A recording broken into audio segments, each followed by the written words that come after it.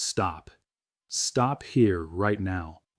Someone out there just dumped their entire physical silver position at $70 because Jerome Powell made a face on television, and I need a moment to absorb that. Let me get this straight. You held silver through a 14-month bull run. You watched it climb from the mid-30s to over $120. You survived every paper-driven smackdown along the way, and then the CME had one rough afternoon and you folded. Here's the thing that really gets me, though. The guy who ran the precious metals desk at JP Morgan, the actual desk that dominates the COMEX silver market, just published his read on this situation. And his conclusion is not what the people panic selling at $70 think it is. On top of that, Singapore just ran out of physical metal. Let me say that again. Singapore, one of the most financially sophisticated cities on the planet, just had people lined up out the door at precious metals dealers, buying every bar and coin in sight. While the paper price was screaming lower, the physical buyers were cleaning out inventory. We're also going to dismantle the bearish thesis today, completely, logically, piece by piece, because it falls apart the second you actually push it to its conclusion. I'm John Ag. Drop one word in the comments right now, bullish or confused, and let's get into it. Robert Goetatle posted on LinkedIn today, and if you've been around this channel for any length of time, you already know that name means something. He is not a newsletter writer. He is not a social media personality building a brand around precious metals takes. He is the former head of precious metals at JP Morgan, the man who ran the desk that is the single dominant participant in the COMEX silver market. When that man puts his name on a public analysis, it deserves careful reading, not headline skimming, careful reading. And what he wrote today is a masterclass in separating what is happening from what it means. Here's the substance of what Goetatle said. The liquidation across precious metals has intensified, blowing through major technical support levels. Gold settled just above 4,600. Silver settled around 70. The speed and scale of this move reveals how fragile the positioning structure had become in a high volatility environment. Then he named exactly what this is: forced deleveraging, thin liquidity, profit-taking after an extraordinary run, and macro crosscurrents that overwhelmed the traditional safe haven bid. Crude oil volatility, shifts in the yield curve, geopolitical noise out of the Middle East.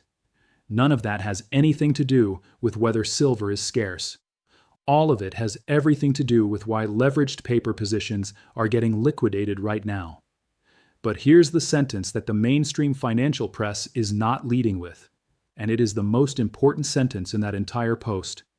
Goetatle said this does not change the long-term bullish structure. He followed that with an honest caveat. Near-term patience is critical. More volatility is possible. He is not calling a bottom. He is not telling you to buy tomorrow. But he is drawing a clear and deliberate line between the paper price action and the fundamental thesis. And he is saying those two things are not the same thing right now. Think about the weight of that statement for a second. The former head of precious metals at JP Morgan, the man who confirmed to this audience that 187 million ounces left the COMEX system, looked at 4,600 gold and 70 silver and said the long-term bullish structure has not changed. He has more institutional insight into this market than virtually anyone operating in the public domain. And he is making the same distinction this channel has been drawing for weeks. The paper price and the physical thesis are operating on completely different timescales. He also gave you the exact language for what is driving this. When markets disregard technical levels entirely and trade purely on macro shocks, that is a signal that positioning, not fundamentals, is controlling price action. And then the line that should be tattooed in your memory, that phase tends to persist longer than expected. Let me sit on that for a moment, because most analysts will never say that out loud. They'll give you a timeline, they'll give you a support level and tell you that's the floor. Goetatle is being genuinely honest. The deleveraging phase doesn't end on a calendar. It ends when the leverage positioning has been completely exhausted, when the forced sellers have sold everything they were forced to sell, when the margin calls have been met, when the accounts have been closed and the pressure is gone. That can take days, it can take weeks. He doesn't know exactly when it ends. What he is saying is that when it does end, everything that built the fundamental bull case will still be there. The vault drain will still have happened. The May delivery math will still be what it is. The Shanghai premium will still exist. None of that disappears because a macro fund got a margin call in New York. His closing question deserves direct attention.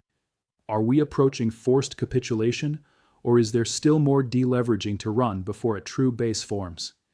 That is the honest question. That is the right question. And the answer determines whether $70 was the low or whether the $50 area gets tested. But notice what the question is not asking. It is not asking whether the long-term bullish structure is intact. He already answered that. It is intact. Now let me tell you what is happening in Singapore, because this is the story that sits in the sharpest possible contrast to what the paper market is doing, and it is the most underreported development of this entire correction. While COMEX silver was printing $70 and gold was settling near $4,600, people in Singapore were standing in line at physical precious metals dealers, not buying ETF shares, not picking up futures contracts, physical bars, physical coins. Reports out of Singapore show massive queues at multiple retail locations, with inventory selling out simultaneously across dealers. Singapore is not a city full of uninformed retail buyers who stumbled onto a finance channel. It is home to major commodity trading operations, sovereign wealth funds, and institutional investors with access to every analytical tool, every data feed, and every piece of research that any market professional uses. The people standing in those lines made a decision. They looked at $70 silver and concluded it was an opportunity to accumulate physical metal, not a signal to question the thesis. This is what it looks like in practice when people genuinely understand the difference between paper and physical. They don't watch the price screen and feel that psychological pull to sell just because the number is lower than it was last week. They see the screen move lower and they go to a dealer. The $70 print is not a warning to them. It is a discount.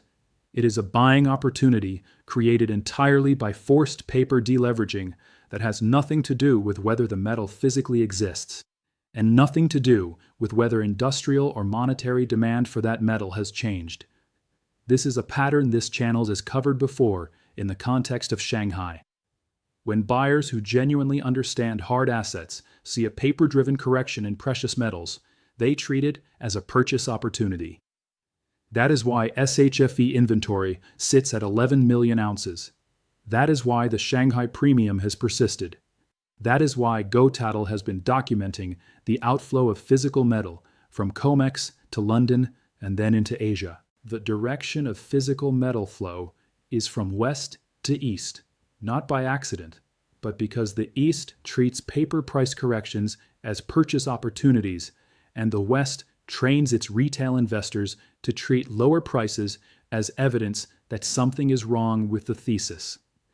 Now let's deal with the bearish case head-on, because analyst Michael Oliver, who has followed silver for decades, put the challenge in the clearest possible way, and I want to build on what he said. Oliver's argument is blunt and it's correct. Where exactly do the bears think silver is going? If the thesis is that silver was overpriced at $121 and the proper price is, let's say, $50, why is 50 right? What is the analytical foundation for that specific number? Because the exact same logic that gets you from $121 down to 50 also gets you to 40. And the same logic that gets you to 40 gets you to 32.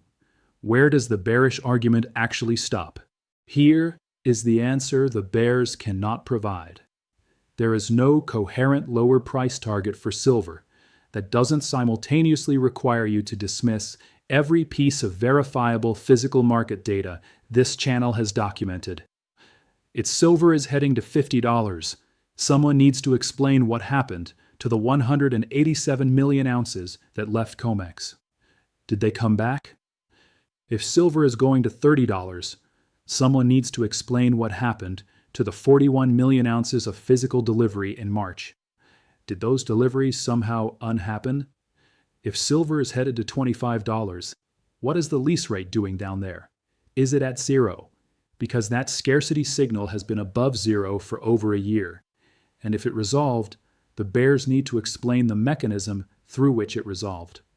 The bearish thesis for silver at this stage doesn't just require a lower price.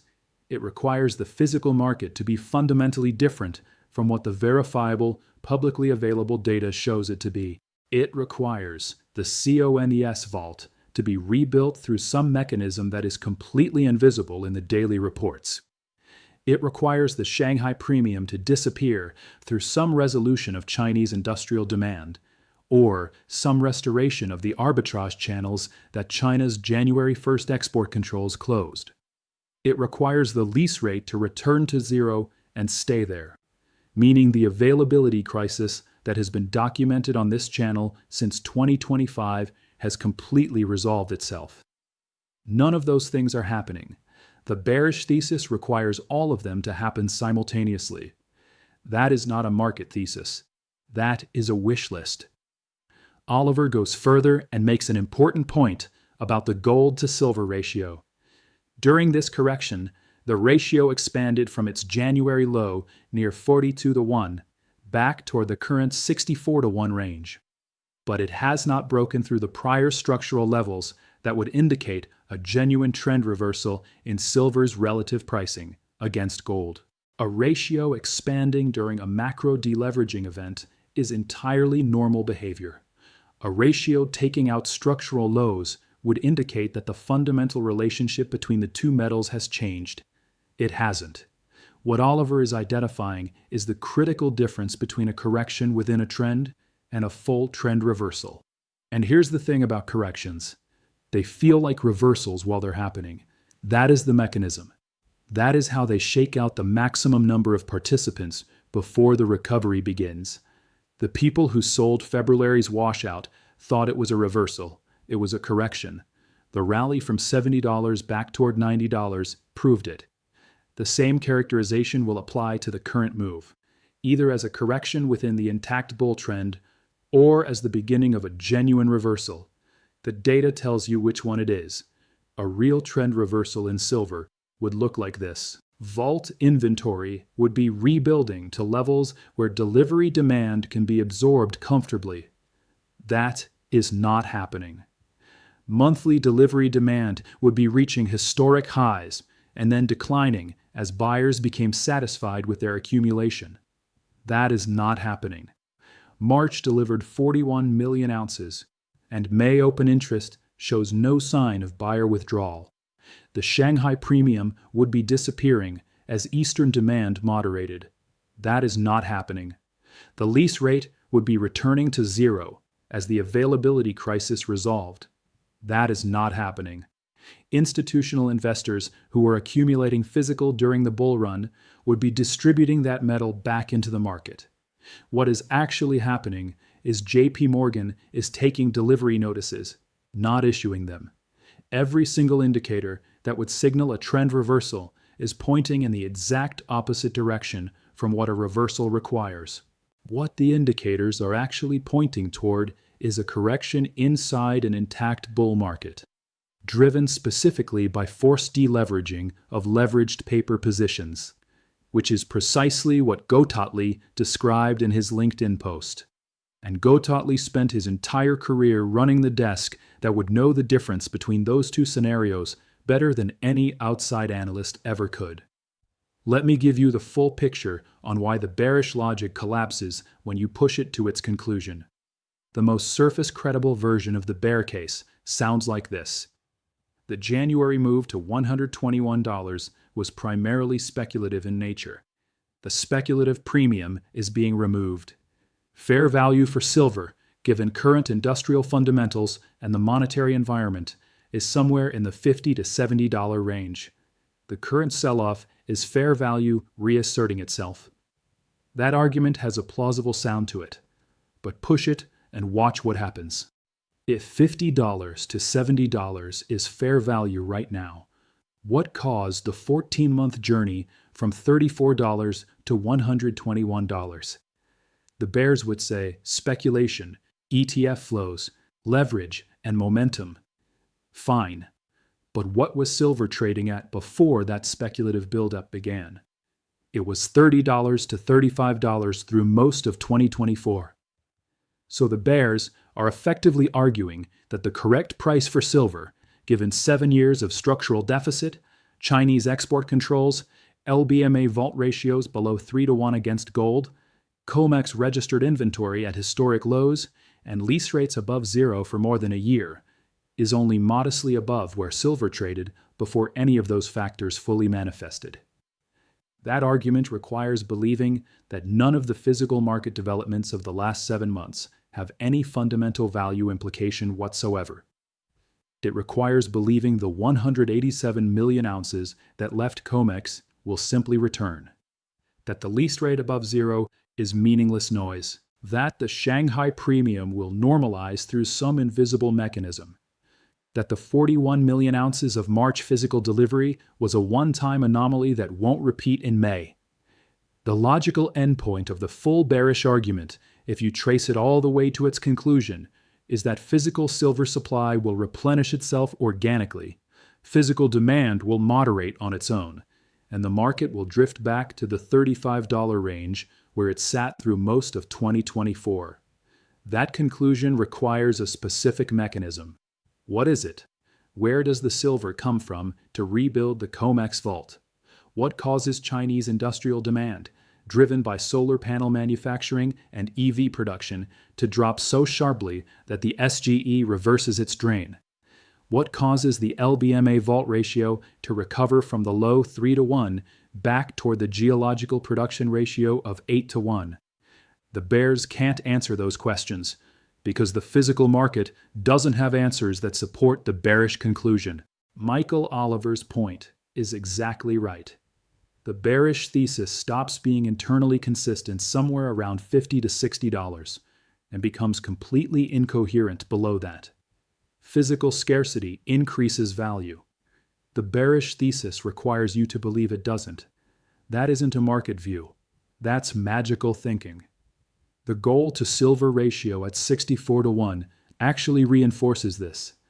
Gold at 4,600 with a 64-to-1 ratio implies silver at roughly $71.87, which is approximately where it sits today.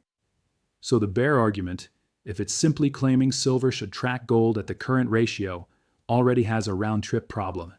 If the ratio compresses back toward its historical mean of 50-to-1 with gold at 4,600, silver reaches $92. If gold recovers toward 5,000 and the ratio compresses to 45-to-1, silver is at $111. The bearish argument requires both the ratio compression thesis to be wrong and gold to stay suppressed, both of those simultaneously. Neither has the physical market data behind it. Now let me unpack something Goetatle said that most people will read and move past without fully absorbing, because it is arguably the most actionable line in his entire post. He wrote that when markets ignore technical levels and trade purely on macro shocks, it is a signal that positioning, not fundamentals, is driving price. And then, that phase tends to persist longer than expected. That second sentence is the one that matters. And the reason it persists longer than expected is not random. It is structural to the mechanism itself. When a market is driven by forced positioning unwinds rather than fundamental repricing, the duration of the unwind depends on the size and distribution of the leveraged positions that need to be closed. Large positions spread across many accounts take longer to liquidate than concentrated positions in a few hands. The current precious metals market attracted leveraged positioning at every level during its bull run. Institutional funds, retail leveraged accounts, ETF strategies with embedded leverage, options positions that create dealer hedging flows. All of those positions generate selling pressure when the unwind begins, and they unwind at different speeds and at different price triggers. The first wave of forced selling came from the most leveraged and reactive accounts, algorithmic momentum strategies, and short-duration retail leveraged positions. They exited when price broke below key technical levels. The second wave comes from accounts with wider stops, or longer time horizons that eventually hit their risk limits. A third wave, if there is one, comes from institutional accounts with genuinely fundamental positioning that are forced out by redemption pressure from their own investors. When enough retail holders of an institutional fund redeem simultaneously, the fund must sell, regardless of whether the portfolio manager believes those positions are correct. That third wave, if it materializes, is the final flush that creates the true base. The true base is the price level at which forced sellers have completely exhausted their positions, and the market reverts to being driven by real supply and demand dynamics, rather than leverage mechanics. At that point, every person who is going to sell because of the paper price has already sold. What remains is the structural bid. Physical buyers in Singapore, central banks diversifying reserves, industrial users with procurement contracts, and institutions building $15,000 gold call spreads. None of those buyers are leveraged in a way that creates forced exit pressure. None of them are going to generate a third wave of selling. The practical implication for you watching this is simple. The lower the paper price goes before the base forms, the more attractive the physical accumulation opportunity becomes for buyers who are not leveraged. That is why the Singapore Qs exist at $70 silver.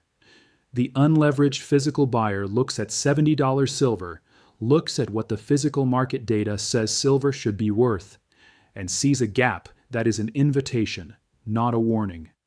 The leveraged paper buyer looks at the same data and feels fear, because the number is moving against them and a margin call is approaching. Same data, two completely different interpretations based on one variable, whether you are leveraged or not. The market structure at a true base typically shows a specific set of conditions. Open interest in futures falls sharply as leveraged positions are closed. Trading volume spikes and then collapses as forced selling exhausts itself. Physical demand at dealers increases as buyers recognize the opportunity.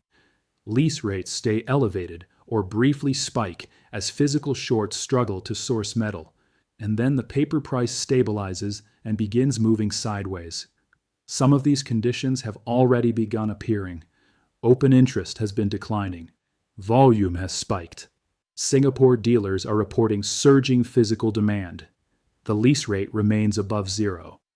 The one condition that has not fully appeared yet is the sideways stabilization phase that signals forced sellers are done. That is Goetatle's honest caution. Until that final condition is met, more volatility remains possible, and more downside cannot be ruled out. But here's what that honest caution is fully consistent with. The bull thesis remains completely intact, because the bull thesis was never about the paper price never going lower. It was about the physical market eventually asserting itself against the paper pricing mechanism, which it will do when the forced deleveraging has run its course. That assertion is not a question of if, it is a question of when. Let me close with the part that connects everything discussed today into a single coherent picture.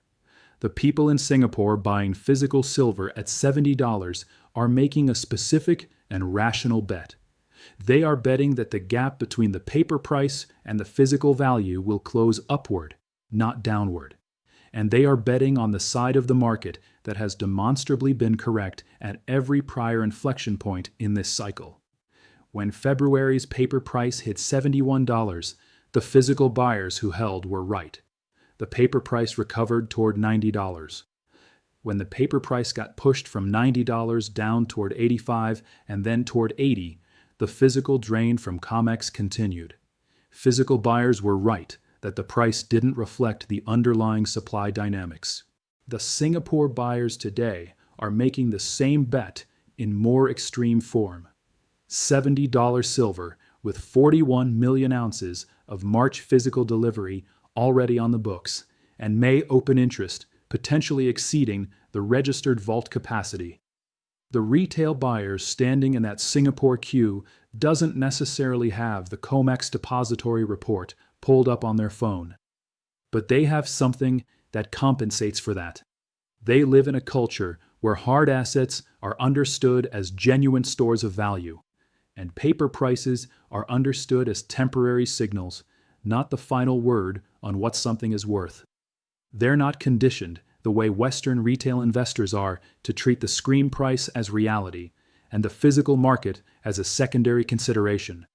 This cultural difference in how hard assets are understood is itself a significant driver of the physical flow direction that has been documented over and over again. Silver flows east because the Eastern buyer doesn't panic at a paper price correction. The Western holder, trained to interpret a lower paper price as evidence that the asset is worth less, sells into the decline. The Eastern buyer, who understands that the paper price is a temporary reading and that physical supply is the real constraint, buys into the decline. At scale, those two behaviors produce the 187 million ounce outflow from COMEX that was confirmed. It isn't a mystery. It's a direct result of two different frameworks for understanding what a price actually means. The paper price communicating one thing, while the physical market is delivering 41 million ounces in a single month, is not a contradiction. It is a divergence. And divergences between paper pricing and physical reality have a resolution mechanism with a consistent historical track record. The physical signal, backed by real metal that either exists or does not, backed by delivery notices that must be honored with actual bars, backed by vault reports that show real weight in real locations, is the signal that corresponds to reality. Reality wins, not always on a schedule, not always as quickly as anyone wants, but always eventually. The institutions that understand this best are the ones taking delivery and positioning $15,000 gold call spreads after the paper crash. The ones who understand it least are selling at $70 because the number is smaller than it was last week. Goetatle said this does not change the long-term bullish structure. He is right. Oliver said the bull case is fully intact. He is right. Singapore is right to be buying physical at the dealer while the screen prints fear. The paper is temporary. The physical is permanent. The vault data is the thesis. The screen price is the test. You already know which side of that you want to be on. One word in the comments: bullish or confused.